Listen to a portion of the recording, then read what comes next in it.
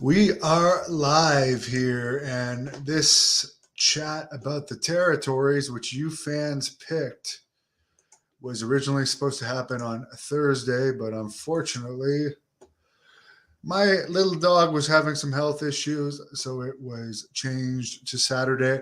Thank you, Jamie, for becoming a channel member. And for anyone that doesn't know what channel memberships are, you're helping support the channel for $1.99 a month. At various times, your name and picture will be displayed on the main page of the channel. And if we're in a situation where I only have a limited time to ask fan questions, I will prioritize the channel members. So thank you, Jamie. We got about 16 of you now. So for those of you guys that want bigger interviews, more should join. And before I jump into this discussion, where I will be talking to you guys, just want to say tomorrow at 3, Kiwi Alan Funk from WCW is doing a live interview with me. At 4, Pat Miletich will be on the second version of the Old School Shooters podcast on this channel with the King of Connecticut, Jack Kilby and Colin Crandall. And then at 8 o'clock, Canadian indie wrestling legend, The Bruiser, will be appearing on the Great North Wrestling podcast. And by the way, I did complain earlier in my news update about WWE, or not WWE, AEW. They continue to sign these small guys, which they I'd love to know how many people they have on their roster, because it's a lot. But I did notice that in their little backstage interview with this AR Fox guy, who I've never heard of, he's 35 years old, and they referred to him as a legend. The legend term is really being thrown around a lot lately, but he was referred to as an indie wrestling legend. Well, the Bruiser, who's going to be appearing on the Great North Wrestling podcast tomorrow, is really a Canadian indie wrestling legend. He's in his 50s now, and was wrestling since the late 80s, early 90s. Had some WWE interest at some points, but wrestled a lot of the legends, and he's known particularly in this Ottawa area for his antics. But we're here to talk about the territories. So I found this map that actually shows a lot of the territories. As we can see for Canada here, we had All-Star Wrestling in Vancouver, which is one of the ones I'm not quite as familiar with. Stampede Wrestling in Calgary, that I was part of in the in this last incarnation with the Hart grandchildren in the early 2000s, when they restarted it actually in the late 90s. And they covered Alberta, Saskatchewan. I don't know. AWA really covered Manitoba, as we can see there as well. And then here we go into the territory where I live now. Northland Wrestling covered the Ottawa Valley, which, for those that don't know, there's like a whole countryside of Ottawa that's referred to as the Ottawa Valley, which is like Pembroke, Renfrew, Petawawa, which these are all towns that Great North Wrestling ended up running when I started this territory. But before it was mine, it was Northland Wrestling. But my promotions actually also covered a lot of the same stuff that the Toronto territory, Maple Leaf Wrestling, covered, as well as Lutte International. Because where I am now in Ottawa, we actually had the AWA. This is before my time, when I was a baby, and before that, from what I understood, the AWA came here every so often. Northland Wrestling only did the country. I don't think it ever came into Ottawa. We had some shows from Maple Leaf Wrestling in Toronto. And we also had Lutte International, which was the Quebec territory. And at one point, there was 2 companies covering Quebec. The Vachons had one, and the Rougeaus had one. The Rougeaus alone had 3 shows a night. And the Vachons had 2 shows a night at one point. So you can imagine 7 days a week, there were 5 shows on in Quebec alone during the peak of Quebec wrestling, and it was huge. And as you keep going, you had Rene Dupree's dad's company, Atlantic Grand Prix Wrestling, that he ran up until, I believe, Renee's first WWE run. I think he started again after a break in the late 90s, and then stopped once Renee got in WWE, and then Renee ran it for a while. Most recently, just a couple of years before COVID. But those are the ones I'm familiar with. Of course, I'm also familiar with the World Wrestling Council Puerto Rico territory because I wrestled in the Puerto Rico territory for 4 years off and on, as well as the UK territory a bit, which through All Star Wrestling UK, which I think they still have a company, and that's run by Brian Dixon, which when I was there, you still wrestled almost 7 days a week. You were paid shit, and the travel was horrendous, and you were treated like shit. But you got a lot of experience. But I'll see what you fans wanted to talk with now that I opened it up. Tom says, are they bringing back the territories? There could be territories again if done not a lot of them, but if someone ran it correctly. For instance, since WWE in the past used to go to Montreal every single month. And now, plus they would do other Quebec towns, like they would go to Drummondville, they would go to Chicoutimi, they would go sometimes to Rimouski, they would do Quebec City very regularly, they would do Hull, Quebec. They would do so many towns in Quebec. Now it's pretty much only Montreal, and very rarely they'll go to Quebec City. If a company had TV in Quebec and it was run properly, I do still think Quebec could be a territory. But yeah, it would be hard overall to get a territory going, and would really have to be run properly. A lot of people have tried to get them going, and they've failed. Mop Shop remembers AWA on ESPN, and it was on TSN here in Canada. Wallace, how can anyone be called a legend when they haven't wrestled more than a few years? That's why I was kind of offended that they were like calling this guy, the guy signed by AEW, an independent legend. He's 35 years old. And I did look him up. Like I think he'd only been wrestling since he was in his early 20s. I was like, why is legend thrown around here so much? Tom is from Chicago, and they had the AWA there with Dick the Bruiser, Vern Gagne, and Bobby Heenan. I was a big AWA fan, but by the time I became a fan of the AWA, it was in its later days, because it was like the late 80s, early 90s. And we got it not only on TSN here, but it was also on syndication. And in the video stores, as I told Road Warrior Animal, my first introduction to the Road Warriors was that AWA video cassette, where there was a riot after that one event. I believe it was outside of Chicago, in a small town in Illinois, where the Road Warriors were attacked. And at that point, I'd only ever seen WWE, and I was like, holy crap, this stuff is real. And like that helped me want to rent all the other AWA tapes, because in those days you didn't have YouTube. But yeah, AWA was great. And of course, Mad Dog Vachon was a fixture in AWA.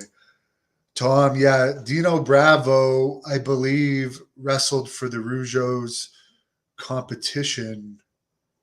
I believe he was one of the big stars for the other company that went against the Rougeaus. But I believe at one point the feud kind of ended, which would be a good topic to talk to one of the Rougeaus about, or Gino Brito, because Gino Brito, who was the guy that got Abdullah into wrestling, he actually ran Hull, Quebec, which was the arena where WWE went, Robert Gerting Arena.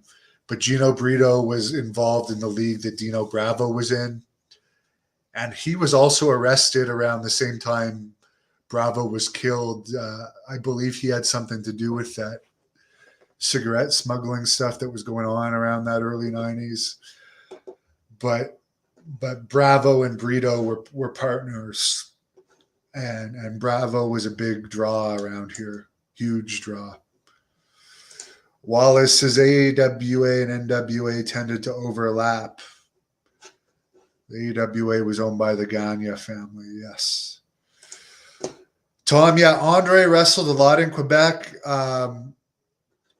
He and Gino were friends. Actually, speaking of Gino Brito, I believe Gino Brito was actually the guy that first found Andre the Giant and brought him over as Jean Ferret to Quebec. And supposedly Andre had a restaurant in Quebec that served French food from France. So he would wrestle in the Quebec territory all the time. And Tom talks about WWC in Dallas, which I guess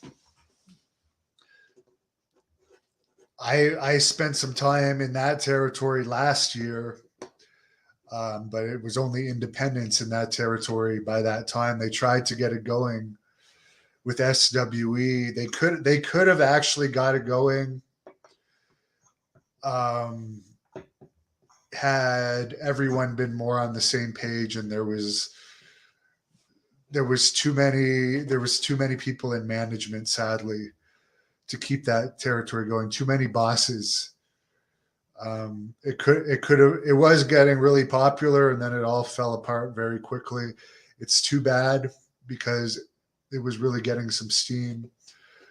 But I could imagine how hot it would have been in the Von Erichs days, because Texas has some great wrestling fans.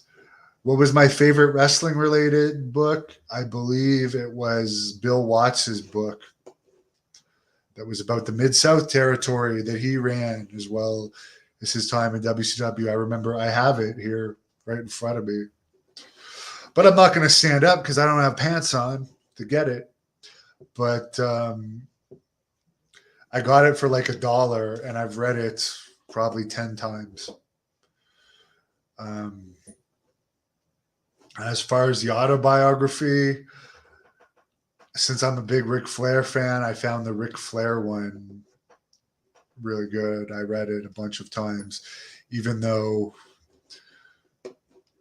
WWE put it out, so there may have been some biases in it.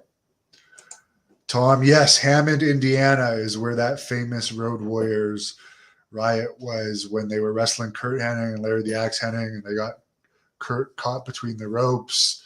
They hit him with the chair, and he's bleeding, and his body's quivering.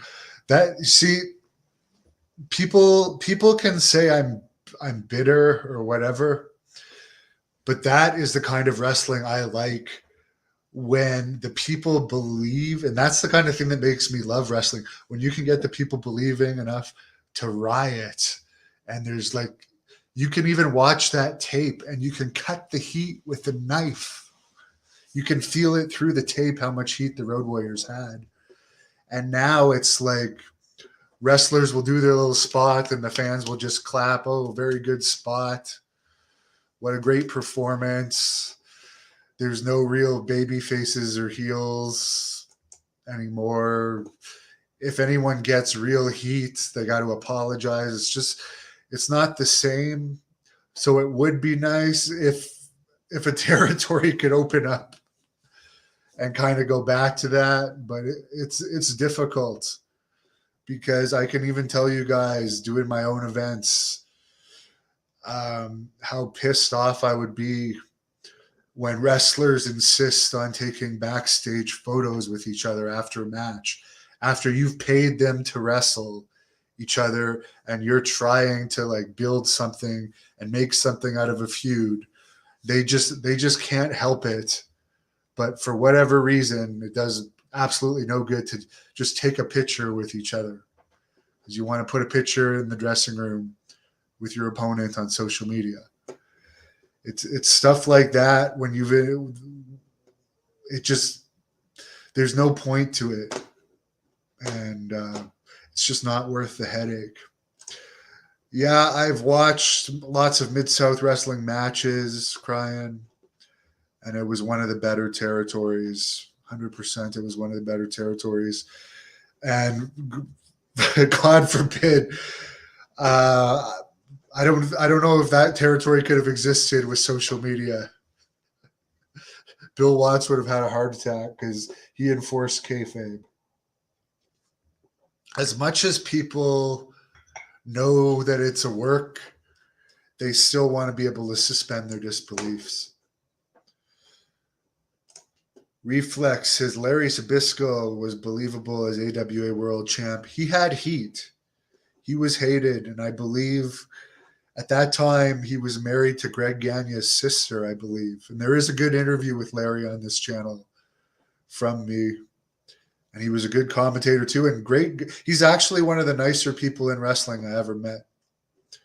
Larry Zbyszko. There's a lot of dicks in wrestling and assholes. Larry's a great guy. And he had a lot of success in wrestling. You can't deny his feud with Bruno Sammartino in WWE either, that led to him getting that massive Shea Stadium crowd. Tom brings up Dick the Bruiser started a riot in New York in the late 50s and was barred from wrestling there for years. Where Bookkeeper says, do I know a lot about the Maritime Territories? Well, I never got the Maritime Territory. Never came here. All I know is Piper wrestled there, Macho Man wrestled there, Lanny Poffo, Rip Rogers. And yeah, you can make a living there mostly in the summer. Leo Burke wrestled there extensively, and supposedly he has dementia right now, so God bless him. He's a lot of wrestlers have dementia and brain-related injuries, and I can't help but think it's from all the punishment that they take. Sorry, Piper was moving. Peace and Love says Jade Cargill dressed as someone from Thundercats. Ivan says that a WWC Tales from the Territories is going to be made. Well, why not? It was one of the longest running territories. I don't think anyone's making a full-time living there since even before COVID. And I don't even know how often they're running now, if at all. But they were one of the most successful territories that hung on for the longest. But by the time I was there in the early 2000s and mid 2000s, or I guess mid 2000s, although IWA somehow created their own territory after the Attitude Era that was highly successful for a while there, before Victor Quiones died and they lost their funding. It was amazing that there was actually a territory war there for many years with WWC and IWA, and you could still make money as an indie wrestler there. But as I've said a bunch of times, by the time I was in WWC, and supposedly this happened long before I was there, because there's tons of stories. Mr. Hughes had these issues. PCO had these issues in the early 90s, even before he went to WWE. They screw around with your pay, and they're not honest with your pay. In WWC Puerto Rico, it's always, oh, I'll catch up. Here's half your pay. I'll catch up with you later. Or just hold on. We'll catch up with you. then they never catch up. And I would have stayed there longer because I really enjoyed the territory. But at some point, when they're thousands and thousands of dollars behind on your pay, you got to leave. Steven says world class was awesome. And a couple of times there was talent exchanges between world class and Mid-South. He would have loved to see them work together more. Tom, yeah, Flair has his own brand of weed now that he's selling with Mike Tyson. And I did see there's a Twitter video of Ric Flair has this kind of gun that's like shooting weed smoke into people. So I don't know if Flair is still drinking. Maybe it's better that he's smoking now instead of drinking to give his liver more of a break. Although I don't know if he stopped drinking or what. But as I've told everyone, I stopped smoking weed quite a while ago after some bad experiences on it. And yeah, I completely lost my desire to ever have it again after a bad experience. Peace and Love, I guess, is watching the AEW show, and the Elite returned and lost to Death Triangle in their comeback. I don't know if that is punishment or what. Jungle Boy beat Luchasaurus. No surprise there because Jungle Boy is more over as Luke Perry's son, and he's got that movie star good looks to him. Here we go. Phil Andre's restaurant was in Montreal. Le Pichette or Le Pichette, I think. That would have been fun to go to. Montreal, by the way, it's less than 2 hours from here. I live towards Montreal. So from where I live in the suburbs of Ottawa to the suburbs of Montreal, I could actually hit the suburbs of Montreal in less than an hour and a half. Because I actually live outside of Ottawa by about 15 or 20 minutes. But the Montreal has some of the best food and restaurants in the world. And it's actually, surprisingly enough, I guess because of competition, it's actually cheaper to eat out in Montreal than Ottawa, and you get a lot better food. Peace and Love says the New York area crowd for Full Gear is on fire.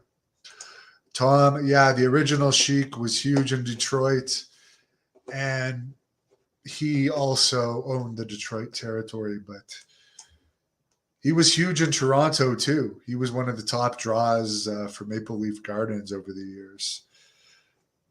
Wallace says Vern Gagne's AWA was a dominant territory in his area in the 60s and the 70s.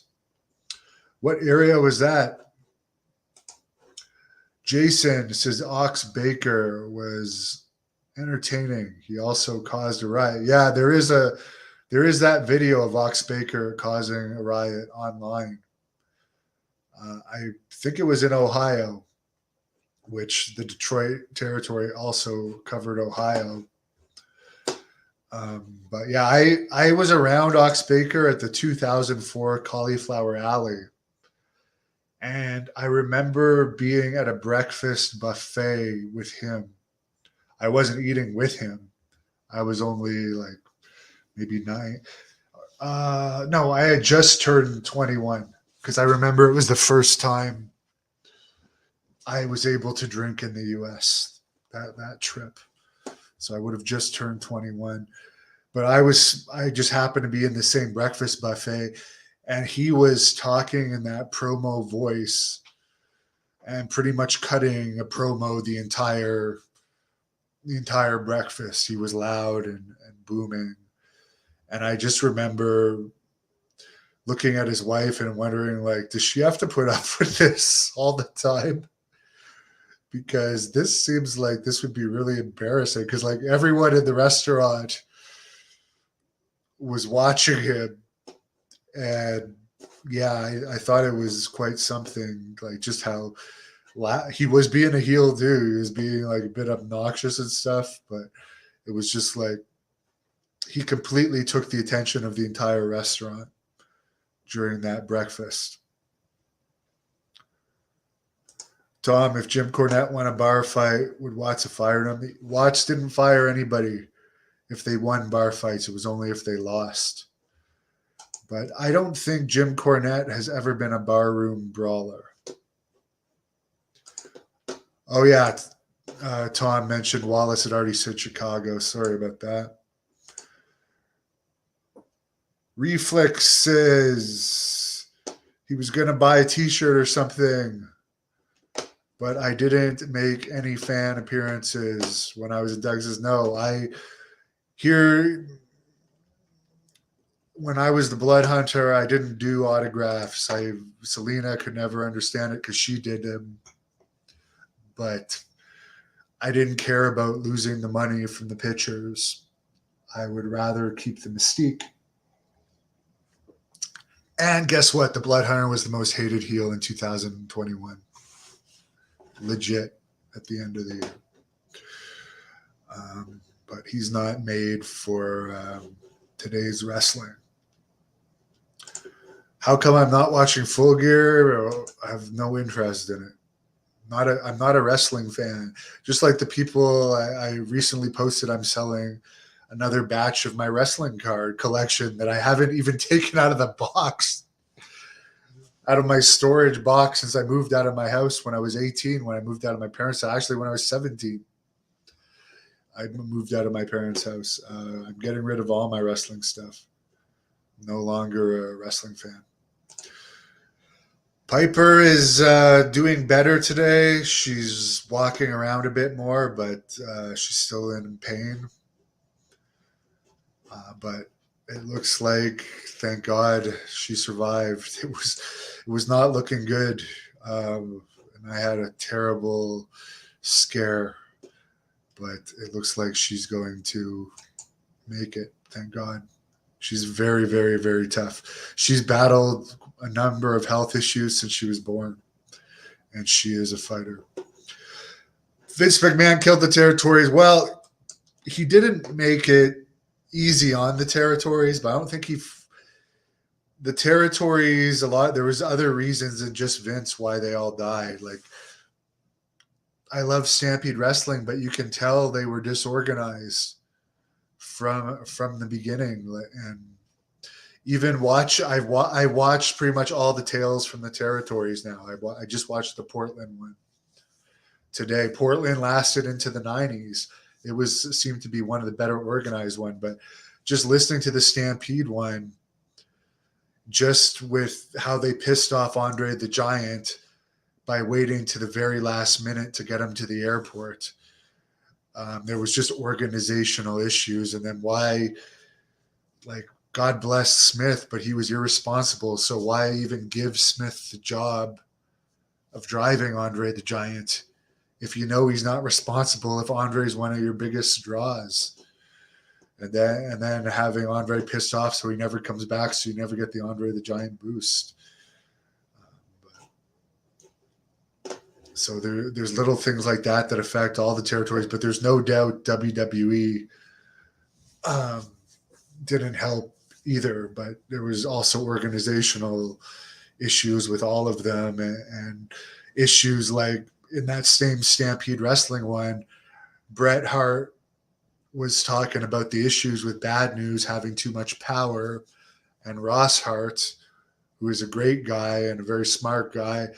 Even Ross and Bruce told me about the issues with Bad News causing them problems, yet they allowed that to happen. So in a normal job, if someone's causing a lot of problems for you, or if he had tried that stuff with Vince McMahon, they would have just fired him. But they decided to keep him around. So it's reasons like that I think add up after a while. But and WWC Puerto Rico, you don't pay people, and you have people die in your locker room. Yeah, you're gonna lose popularity because not as many wrestlers are going to want you back. Somebody says the product has been unwatchable for years. I'm not sure if he's talking about AEW or WWE. Nate, would I work for AEW as an interviewer? Yeah. Why not? As long as I could still have my YouTube channel, I would take job offers. I'm a businessman. The more sources of income you can have, the better.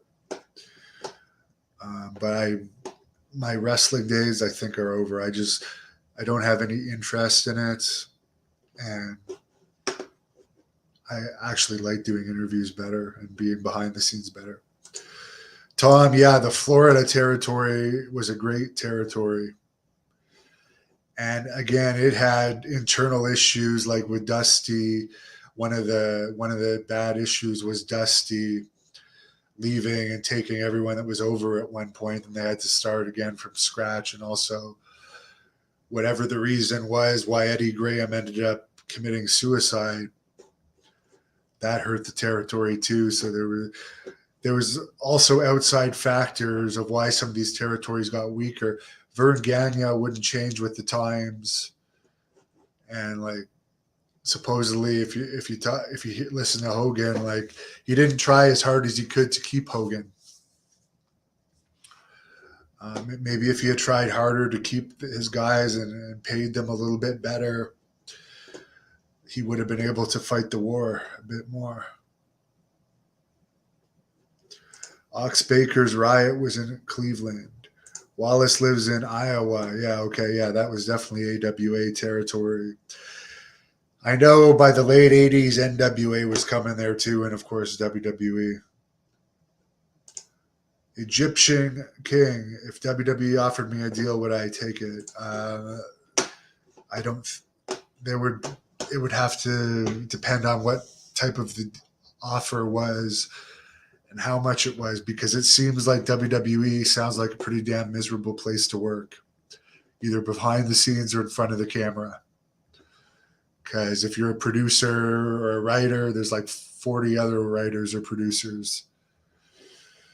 And you have to abide by all these rules. Right now, with the job I do now, I can sit in my house. And the real job I have is literally less than 10 minutes away from my house. And I love it. And I've been doing it for like 15 years now, and I have seniority. So I am not at any point where I need any type of wrestling job. Jason, Sailor White was scary as both a heel and a baby face. Yes, and speaking of the Maritimes, he was very over there. Would I do a shoot interview with Paul London? Yes, I'd love to. Cute says AWA, Mid-South, and Crockett. If AWA, Mid-South, and Crockett all got together and merged, they could have at least kept Vince out of those areas. They tried to work together, but there was too many egos. Bill Watts, Vern Gagne, and the Crockett's. There's way too many egos. They couldn't agree on stuff, and it didn't work out. So yeah, that just never would have worked successfully. They tried it. Peace, what would happen for me to watch wrestling again? Have something that interests me and makes me want to watch it, because I'm still a wrestling fan. I watched the Tales from the Territory on Portland today. I watched a Hulk Hogan match yesterday. Earlier this week, I watched a whole WWE Superstars or WWE wrestling episode from Hamburg, Pennsylvania. The Playboy Buddy Rose was on, Ivan Putski, and a bunch of others. So I'm still a wrestling fan. They would just have to show me something that appeals to me. It's not like I'm opposed to watching something if it's good. As I said, I watch all the Tales from the Territories. I watched one and I liked it, so I went and found them all online, which is not easy to do in Canada because Vice has it blocked in Canada. So you have to find illegally uploaded ones. Would I have wanted to wrestle Andre the Giant? Yes, of course. Of course. Tom says Vern Gagne paid like it was 1967. Who knows? Shane, I was hired at one point many years ago, but sadly I had a disease at the time that was given to me, which was proven in court by Abdullah the Butcher, and they're actually doing a Dark Side of the Ring on it, season 3. And after that, I was looked at as damaged goods. But as far as being an interviewer, I think I would be good to be like a shoot interviewer for either of those companies since they make so much content. Someone says Paul London is very entertaining. There you go. The thing is, I don't know him. I think I asked Rick Bassman to hook me up before. And for whatever reason, he didn't do it. I did meet Paul London actually backstage a couple times when I was an extra.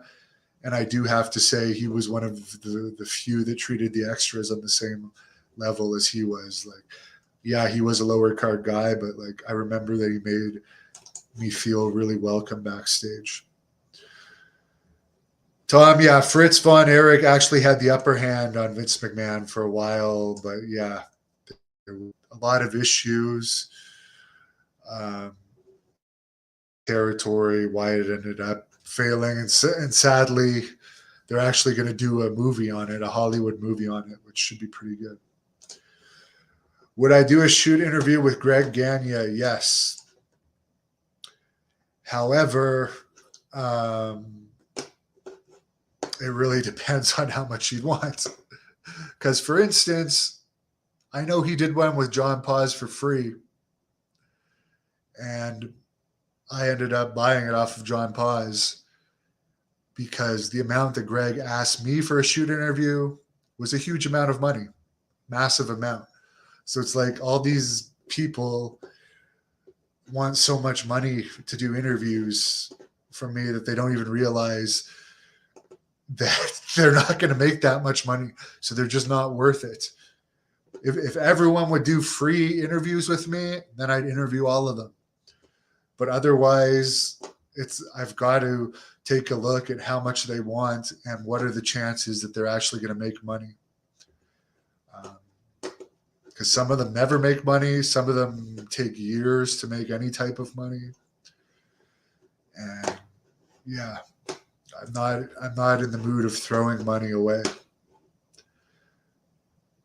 Apparently Randy Savage was scared of Ox Baker. I never heard that, unless it was when he was a kid. Shane says it's a shame we have to go back in time to watch anything good. Would HLA get me to watch wrestling again? I don't even know what that is. I'm sorry. Maybe I'm out of it. Simply Steve 68. WWC was my territory. You were one of the best territories. Ivan Santos said Georgia was a nice territory. Yeah, Georgia was a very successful territory as well. Tom, old wrestlers need to be happy if someone is interested in them. I mean, I have documented a lot of the wrestlers' careers that a lot of them have passed away that I've interviewed, and nobody else has done extended interviews with them. For instance, like Nikolai Volkov is one that comes to mind immediately. That's his legacy, the Nikolai Volkov interview. If someone wants to know the career interview, he did give short answers overall, and he remained very politically correct. But like, I have the Nikolai Volkov interview. So for some of these people that just want ridiculous money, it's like, well, if you pass away, maybe no one's ever going to know your stories. And maybe I know people, who's the goon. Remember, he was all mad at me. Literally a month or two after it was announced that they were going to do a WWE figure of him. So did that have something to do with him getting on my channel and making a memorable shoot interview, even though he was rude as hell. He got something out of it. I know Raymond Rougeau got hired back at WWE for a few years after he did his interview with me. So there's a lot of benefits. Oh, hot lesbian action. Yeah. I'll be honest, my favorite era was like the Superstars era. And then on Saturday night main event, you'd see the squash matches, which I enjoyed, and the short 30 seconds interviews, not these 10 to 15-minute boring in-ring segments. And they'd build you up to want to watch the pay-per-views or the Saturday night main event. Now it's like always star against star. And the pay-per-views just don't seem that special unless it's like WrestleMania where they're bringing back Austin against possibly CM Punk or something. In those cases, I'll go and watch those matches. But to watch a product week to week, I don't know about that. Riddler says Championship Wrestling was from Florida was successful until cable TV exploded in the early 80s. I think Florida Championship Wrestling was also pretty successful in the mid 80s, but also the other thing with these territories is there's a lot of basketball teams and hockey teams in some of these cities that didn't exist before, not to mention football teams. So there's also more competition for entertainment. Tom says Ken Vatira is very open and honest. He may have lied about throwing a boulder through the McDonald's window. The Tales from the Territory people actually told me that they discovered that Ken Vatira was entertaining off of my shoot interviews, and they used them as a research tool. So I thought that was kind of cool. Yeah, Bill Irwin was the Goon, and he was also in the Texas territory and AWA territory. Wallace, the Hart Foundation will be a good set of interviews. Well, Jim Neidhart is dead, and there is a short interview with him on this channel, but towards the end, apparently he had memory issues, so they didn't want him doing interviews. And Brett is a multimillionaire. He doesn't need to do shoot interviews anymore. He doesn't want to do them, apparently, which I don't blame him for, so I don't know if we'll ever get that. Would I interview Andrade? Yeah, if it's free, sure. This is why, as I said, I'll be happy to if WWE or AEW or any company out there, television company, ever wanted to hire me to do interviews, I would love that. I'm open to it. Even MMA interviews. I actually think Ariel Helwani is overrated. I honest to God, think I could do better interviews than him. Green Lord said, thanks for posting the Denny Brown interview. Yes, I was not familiar with him until then. Tom says, have I interviewed Baron von Raschke? Yes, I have. Short interviews, there's a couple on there. I've met him a bunch of times at various conventions and award ceremonies. And although I like him and I was a fan of him, he can be it depends what day you catch him on. He can either be nice or very grumpy. You don't want to catch Baron von Raschke on a grumpy day. Where Bookkeeper says Brett's honesty and bookkeeper honesty and bitterness cracks him up. Jason, my weekend's going good. As I said, I've been monitoring my dog this weekend, and her health is improving. Craig said Vancouver was good under Kiniski. It sucked under Tomko. I'm way at the other end of the country from Vancouver, although I've been there a bunch of times for amateur wrestling tournaments because Simon Fraser University in Vancouver is a big amateur wrestling school. And they held a lot of tournaments there, and I was actually supposed to go to that school. I don't know much about the pro wrestling history other than the basics. I know that Jack Kilby, who does the Great North Wrestling podcast on Sundays at 8. Grew up in that territory and is very familiar with it. Simply Steve says Bill and his brother Scott Irwin were the Super Destroyers in Akbar's Devastations Inc. Some people require pay, others don't. That's the way the business works. You know what? When wrestlers appear on Steve Austin's podcast on the WWE Network, they also get paid. And a lot of talk shows also pay their interview guests. I hate to break kayfabe for you, but it's true. And when WWE sends their wrestlers to do radio interviews and stuff, WWE pays them. Tom, yeah, Baron did put me in the claw, and I actually have a picture of it.